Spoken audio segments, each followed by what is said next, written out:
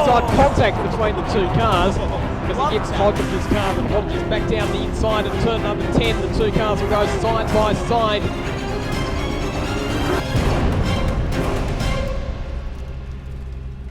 Wakefield Park Raceway in Goulburn, just a mere 2-hour drive down from Sydney on the Hume Highway. The destination for round 5 of the V8 Sublux Production Touring Car Championship, as this little magnificent 2.2 kilometre circuit hosts our championship for the 3rd time this year. Hello everybody, I'm Zach Caven. Welcome to our coverage of races 2 and 3 from round 5 of the V8 Sublux Production Touring Car Championship, the final sprint round of the season before we enter our own season of endurance. 24 drivers on the grid for the round this weekend. It was an Oosthuizen domination yesterday. Daniel securing another win. Jarks getting his PB in this series with 2nd. Pip and Garth Walden on the line, I might add. Walden, of course, back on the grid for the first time in that Mercedes A45 AMG since the Bathurst 6 Hour. It's going to be a battle of the two Oosthuizens as we get stuck into race 2. 24 starters, including the 4 championship combatants that are separated by just 9 points coming into this round of the series. Matthew Holt, Chris Reeves, Blake Orban, and also Anthony Sewell. With me in commentary, Lachlan Mansell. Great to have you with us on Production Touring TV, wherever you're watching right around the world. From Wakefield Park in Goulburn, the lights will go to red. Race 2 of round 5 of the championship. Here we go. Oosthuizen, Daniel that is, flies off the line. Jack goes with him, no. Jack Oosthuizen will hang as tough as he can around the outside and try and hold off his brother to 1, but no, Daniel will lead them on the inside and take the lead up the hill. And Garth Walden will slot in the 3rd spot ahead of Matty Holt, who's made a brilliant start as the Class A2 runners as they go up the hill for the first time. Good start from Matt Holt. Good start as well from Tony Virag, who's worked his way up from 7th on the grid to be sitting in position 5 as they head up through turns number 4 and 5 for the first time. Steve Hodges just losing out a bit there, and Rob Thorpe a pretty handy start as well as he attacks the back of Virag coming down the hill. Anthony Sewell, the other driver who's pretty well placed in terms of the championship battle as well. He's got off the line well, and he's sitting pretty in P7 at this stage. Indeed he is. Round turn 9, the run to 10. Oosthuizen and Oosthuizen, 1 and 2. Walton in that Merc in 3rd spot. We have a look at Barry Graham making his way up there on the inside of Nigel Williams now. Matty's 4th position, of course. Virag 5th, Thorpe in 6th. And in 7th spot is the other car there that will pick up as they come across the line. I think you'll find that Steve Hodges. Then, of course, we go back to Anthony Sewell and Barry Graham, and here comes Williams flying down on his inside. Can he get the job done? Oh, that was close. Between Graham and Williams to 1. Yeah, very nearly a touch between those two cars. And I've seen incidents where cars have tangled at turn 1, and it's never a good outcome down there. So thankfully they avoided having contact with one another. The best I think I saw was the 3 wide improved production one day, and they all went spearing off into the dirt. That was hairy. We had into the fish they come. We'll get back to turn 1 stories in a moment. Daniel Oosthuizen leads through Jack Oosthuizen and Garth Walden. Matty Holt's got a good gap over his competition in Class A2, which is important to note. Yep, so Rob Thorpe's made it past Tony Virag to be sitting 2nd in Class A2 and 4th outright. We had a big coming together between a couple of XLs at turn number 1 here at the Enduro last month as well, which ultimately resulted in a rollover. So, as I've said, it's never a good outcome when you get cars getting tangled up there. No, that's exactly right. Back across the start strike they go. We are into lap 3. Oh, 106 neat for Daniel Oosthuizen. 106.0459. That is the fastest lap of the motor race so far. 106.459 for Daniel Oosthuizen, Jack Oosthuizen, then Garth Walden.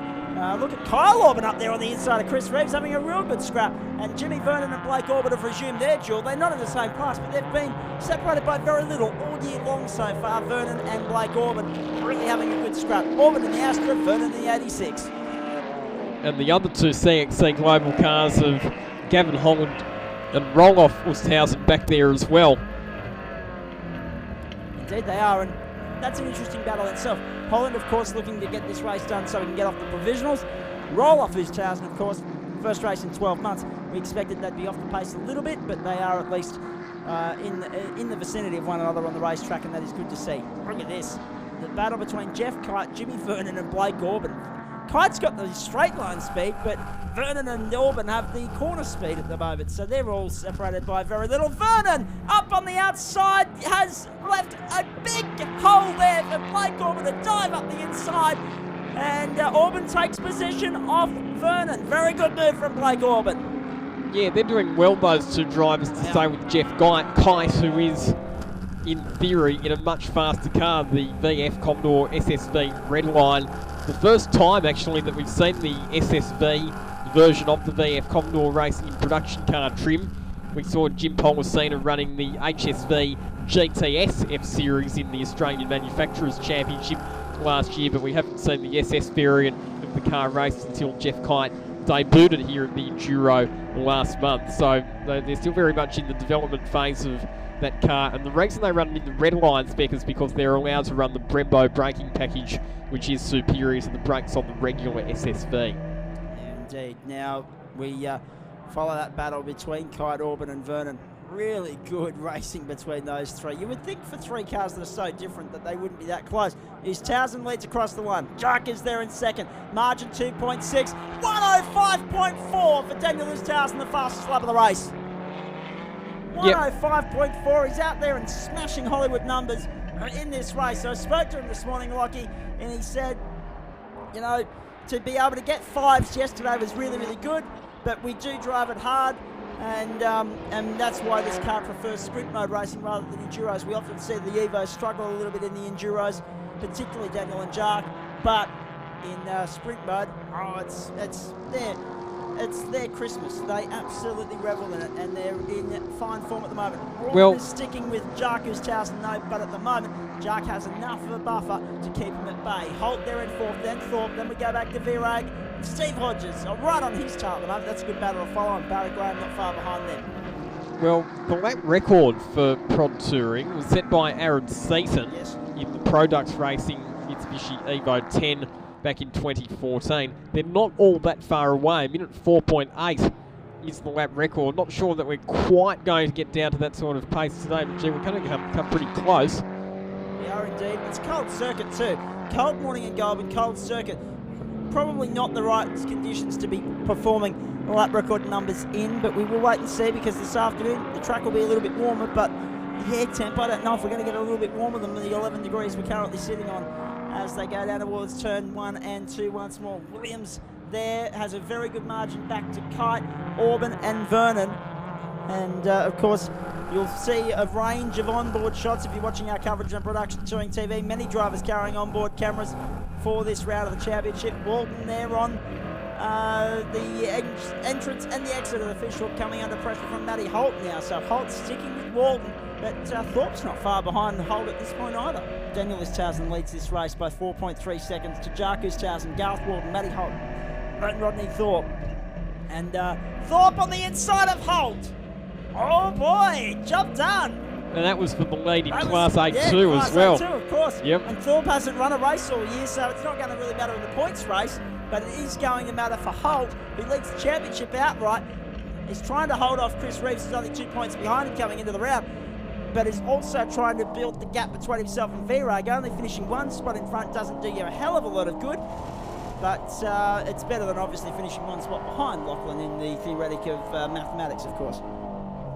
Definitely. So, well, that's interesting, but of course Chris Reeves is a bit further down, isn't he? Yes. Although he's still second in his class as well, so, yep.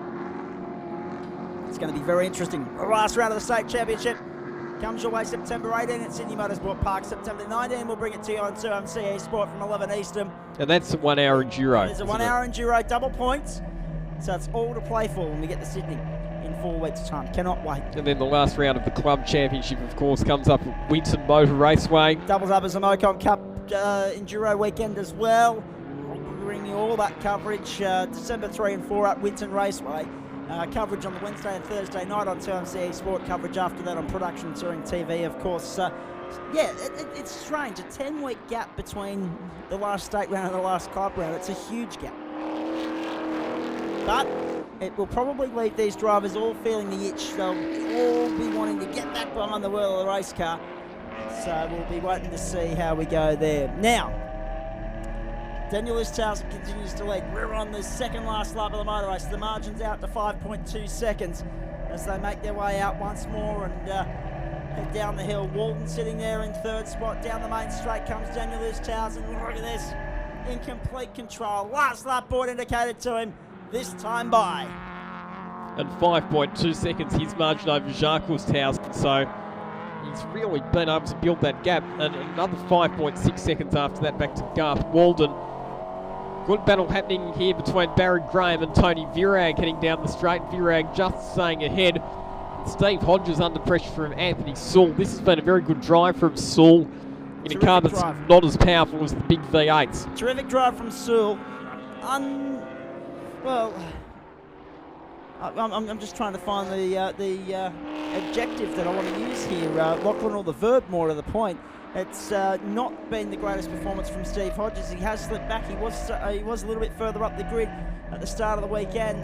But it's been an underwhelming performance from him, I guess you could say, as they make their way into the fishhook for the last time. Oh, look at this guy. Last turn for Daniel Listowson. Usain Bolt has 9 gold medals. And Daniel Listowson now has 7 wins in the New South Wales Production Touring Car Championship season. Across the line, checkered flag is his. Listowson does it again. He's on track for the triple treat this afternoon in the clean sweep. What a performance.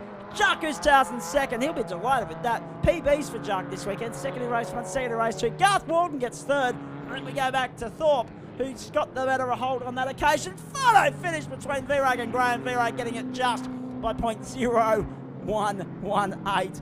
Hodges and Sewell are next 2 through, and Nigel Williams will come through to take position 10.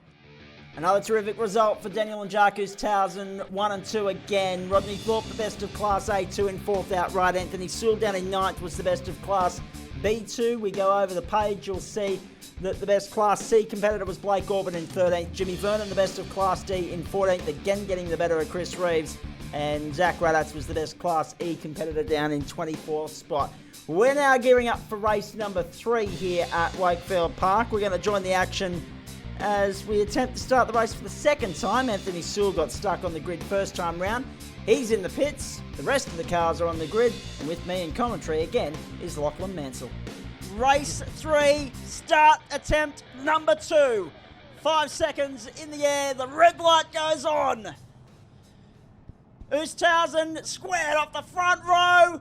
Let's go! Slow off the line again, Jacques Listowson. Daniel Listowson very quick off the line, and he will lead to turn 1. No surprise there. And it looks like Thorpe's going to get up on the outside and lead Matty Holt as well. Everyone's safely through turn 1, the run to turn 2, the braking area. We're safely through there as well. The production touring car field away on their run up towards the top of the hill for the first of 14 times.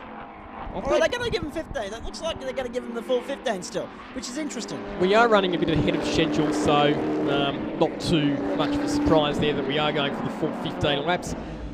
Might just point out as well that I've been really impressed this weekend with the drive from Rod Thorpe. Yeah, absolutely. Driving the Kevin Herman owned car. And he's been one of the front-running cars, if not the front-running car in Class A2 all weekend. So really demonstrating the performance potential in that car this weekend. On the run down towards the bottom corner they go for the first of 15 times, and it's Daniel Listowson who leads. Jacques Listowson sitting there in second spot. Thorpe is third. That's key to note as well because he's the leader of Class A2. The fact that Sully's out of it, well, that means that we've got one hell of a championship on our hands as far as Blake Orban, Matty Holt, then Chris Reeves, and co are concerned, because Sewell was 4th in that battle. The top 4 was separated by 9 points. Now that Sewell's out of it, game on between the top 3. It's going to be huge. That's massively costly for Anthony Sewell in terms of the championship, isn't it? And if Daniel Listowson can get to the finish line here, that's definitely the lead back in the club championship points as well, which is just as important. So Daniel Listowson leads, Jacques Listowson second, then Rodney Thorpe, then we go back to Matty Holt, then it's Tony Virag, then we go back to Barry Graham, and of course we go back to Nigel Williams, Steve Hodges, then Jeff Kite, Jimmy Vernon, then roll off Listowson, Blake Orban up there on his inside, got it, job done. Nigel Williams and Steve Hodges side by side out of the fishhook as well. Nigel Williams doing a great job in a car that is down on horsepower compared to Hodges' car, but Hodges back down the inside at turn number 10. The two cars will go side by side, and now it'll be a drag race, and you'd probably back the Steve Hodges' car. Tell you what, Nigel Williams, very good exit out of turn number 10, and he will actually hold that position ahead of Hodges as they head down to turn number 1. Also important to note, I picked it up on the bottom of the screen here, no Gavin Clark in this race either, so no Potts, no Clark, no Sewell, no Walden. Up to the top of the hill, Daniel Townsend in complete control, as we suspected he might be. 1.69 seconds the lead at the moment. And Hodges back down the inside of Williams at turn number 5. Good move, got it done. That's pretty tight through there, trying to overtake, but he was able to pull it off Steve Hodges, and he grabs that position back ahead of Williams. Williams back down the inside, contact between the two cars as he gives Hodges a big tap in the braking zone for the fishhook. Actually, well, yeah, a little tap would be a love tap. Is that a hate tap? I don't know. Have a look at it. We'll comment on that one later, but Hodges still holding on there from Williams. And really, as you said, tight part of the circuit up there.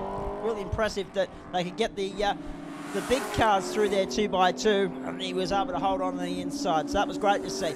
Daniel Townsend, 1 minute 5.36, fastest lap of the day for Daniel Townsend. And that was on lap number 3. We got 12 laps to go. We're heading to the top of the hill again. We've got Daniel Townsend leading Jarkus Townsend. Reminder for those of you listening on 2MCA Sport that we'll be going to the Community Radio Network feed once we're done here. You'll hear from your race winners, the top 3, and also Blake Orban before that point in time, so to his brother Kyle, and get some final thoughts from Lachlan Menzel. Community Radio Network feed following the broadcast of this race from here at Wakefield Park in Goulburn. Our last trip to Wakefield for the year as they make their way out of the fishhook once more. Daniel Townsend leads down the hill. Then, of course, Jarkus Townsend, Thorpe and Holt still battling for third outright in the motor race. So we're going to have a Class A2 car on the podium at this point, one would suggest, and therefore we'll only have a few of our class winners to interview in a separate presentation, which will also come your way over on Zach Sports. Across the line they go. Daniel Townsend leading by 3.15 seconds. And that time around, Jarkus Townsend improved to 106.2, but it's one of those things. Daniel Townsend just has that much pace that the rest of the pack is trying to find that isn't funny. He's so far ahead. And it's characteristic of what we've seen from him all year, Zach. Absolutely. Particularly here at Wakefield Park. The Enduro probably didn't quite go his way because they had a few car issues, but when the car runs reliably, he's proving himself to be quite the talent, Daniel Townsend. I'll never forget the first time that we had him racing here, and it was a struggle just to pronounce his surname. We had that 2-hour race, of course, a couple of years ago where he teamed up with Jonathan Venter, and they ran very strongly in that as well, but ultimately had some mechanical problems which put them out of contention. As we see the battle for the lead in Class A2 is well and truly on, because Matt Holt is right on the tail of Rodney Thorpe. That's also the battle for third position outright. You think it's hard pronouncing Townsend now? Try back when I was in karts, commentating him as I was probably 14 or 15. That was difficult, just to get it right every time, and now it just rolls off the tongue. Daniel and Jarkus Townsend, 1 and 2 at the moment. Thorpe and Holt, 3rd and 4th. Then Virag and Graham. So Barry Graham's had a good run. For the first time this weekend, the classes are actually being shown on our leaderboard, which is good. Class B2 being led now by Jeff Kite, in the absence of Anthony Sewell. Jimmy Vernon leading Class D, and then Class C, of course, being led by Blake Orban. I wasn't aware that Kite I knew it was a class car, I just couldn't remember which class. It wasn't on the top of my head this morning, but it's a Class B2 car. In the absence of Anthony Sewell, we'll probably see him on the podium this afternoon as a class winner as well. Who has done a good job has been Jimmy Vernon, leading the way in Class D, but in the top 10 outright in the Toyota 86. That's a great performance. How weird do you reckon Kyle Orban will feel there, just going through turn 9 and on the run down to 10? As we have a look at the 2 CXC cars running that far down the order, we expected this, obviously, but Kyle Orban sitting right there, being able to keep up with the Mitsubishi, he'll be loving that. Onto the main straight, we've got 8 laps to go, including the one we are on. Daniel Townsend's into the fishhook, as some of our slower cars just lap the main straight away once more and go across the start-finish line. Daniel Townsend's halfway through the race and leading by 6.1 seconds to Jarkus Townsend. Now, race 3 has been his Achilles heel all season. Lachlan Menzel has really struggled to get to the finish line. He had problems at Sydney Motorsport Park. He had problems obviously in the Enduro here, which was the third race of the weekend. He then had problems at Sydney Motorsport Park in May. In terms of race 3, he's just never been able to quite get there. This weekend, though, he's on track. I don't want to put the knocker on it, so touch wood. There we go. That's an interesting stat.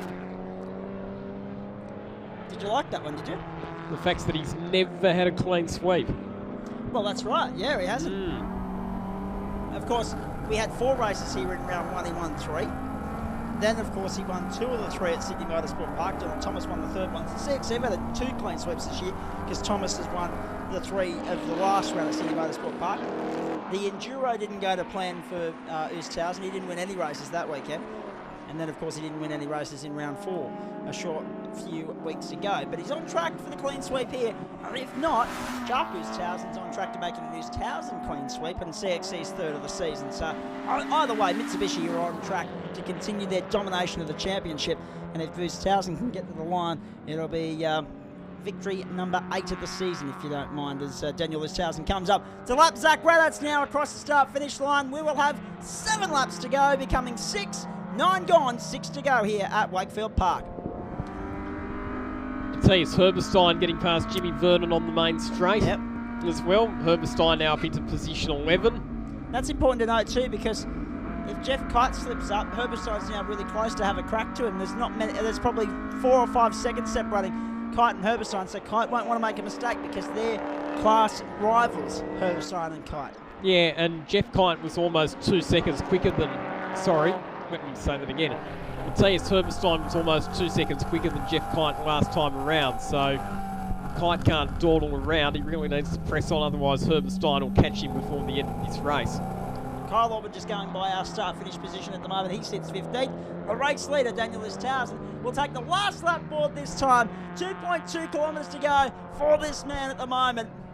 And he leads the pack by 6.2 seconds. It's been totally and utterly dominant display of driving here at Wakefield Park today. And finally, it looks like the thing that has eluded him all year is about to come off. We've marvelled this week at the dominance of Usain Bolt. 3 gold medals at 3 consecutive Olympics. Now, Daniel Oosthuizen's out to get his own triple treat for the first time this season. And the last one as well, because we don't have a 3-race program again until 2017 due to the fact that we enter the season of endurance after this. Magnificent performance today, through turn 9 for the final time. Jacques Oosthuizen, though, is my driver of the day as far as I'm concerned. To be second to his brother all day long. It's a career best for Jacques, and that is fantastic. But have a look at this. Onto the main straight, completely and utterly smashed them. He's flying. It's 8 wins for the season. It's a triple treat. It's unbelievable for Daniel Oosthuizen. Jacques goes second. Oosthuizen Motorsport get a 1-2. It's incredible for them. Their short history in this sport, and that's the most dominant display we've ever seen from them in production touring cars.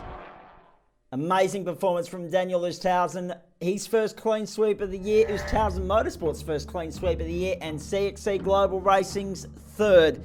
Daniel finally gets success in race 3, and Jacques a weekend PB. He was absolutely delighted with that. Rodney Thorpe picking up Class A2 honours in the car normally driven by Kevin Herban, and Class B2 went to Jeffrey Kite after the problems that Anthony Sewell ran into.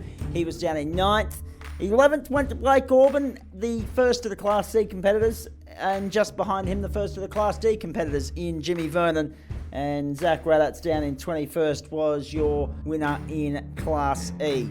So with that, the end of the sprint racing portion of the season, and no more visits to Wakefield Park in Goulburn, but we do go to the sister track at the end of the year, and that round just there has set us up perfectly for an epic state championship finale the next time we go racing at Sydney Motorsport Park on September 18. Matthew Holt, Blake Orban, Chris Reeves, 3 different cars, 3 different classes, 3 great guys, separated by just 6 points going into the season decider. Who will wear the number 1 plate in 2017?